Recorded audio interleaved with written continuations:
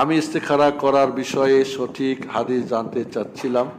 একটি বিষয় নিয়ে আমি কিছুদিন ধরে চিন্তিত। হঠাৎ ইস্তেখারা করার বিষয়টি আমার মাথায় আসে, এখন আমি কি করব?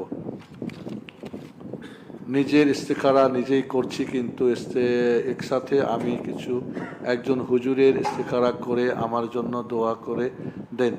এখন এই বিষয়টি নিয়ে কি ইসলাম কোনো নিষেধাজ্ঞা রয়েছে নাকি জায়েজ আছে? ইস্তেখারা নিজেরটা নিজেই করতে হবে। ইস্তেখারার আগে হলো ইস্তিশারা, পরামর্শ করা।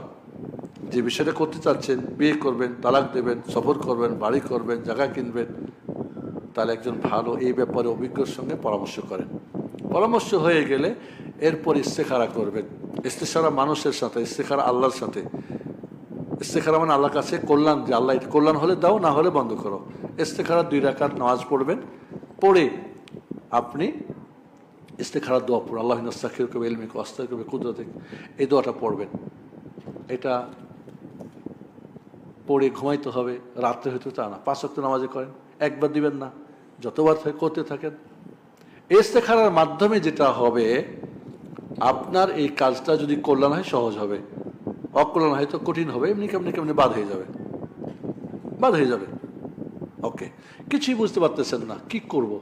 স্বপ্নও দেখতে পারেন, স্বপ্নটা মুবাশশিরাত হতে পারে, স্বপ্নই দেখতে পারেন কথা না, হতে পারে স্বপ্নে দেখতে পারেন যে মেয়েটাকে বিয়ে করবেন, দেখছেন তাকে নিয়ে আপনি উমরায় চলে গেছেন, হজে আছেন, উমরাতে আছেন, তাহলে ভালো, পজিটিভ মনে হচ্ছে।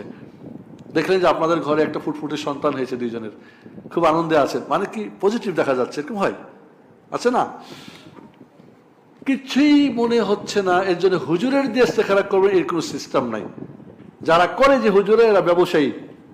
যদি ইস্তেখারা অন্য দিয়ে করা হতো, মদিনার কোন সাহাবী ইস্তেখারা না করে রাসূলের কাছে করে নিতেন। সাহাবী বলছেন জাবের বিন আব্দুল্লাহ যে রাসূল আমাদেরকে ইস্তেখারা শিখাতেন, যেমন সূরা ফাতিহা, সূরা নাস শিখাতেন। তো রাসূল শিখাতেন, হুজুর কইরা দেন, এর মানে হুজুর কি বালা হুজুর, ওহ কি বালা হুজুর, আমার ইস্তেখারা কইরা দিয়েছে। আহাম্মক হুজুর, আহাম্মক, আপনিও আহাম্মক। ইস্তেখারা কিছু বুঝতে পারতেছেন না, কিন্তু আপনাকে একটা সিদ্ধান্ত নিতে হবে, সিদ্ধান্ত নিয়ে নিয়েছেন।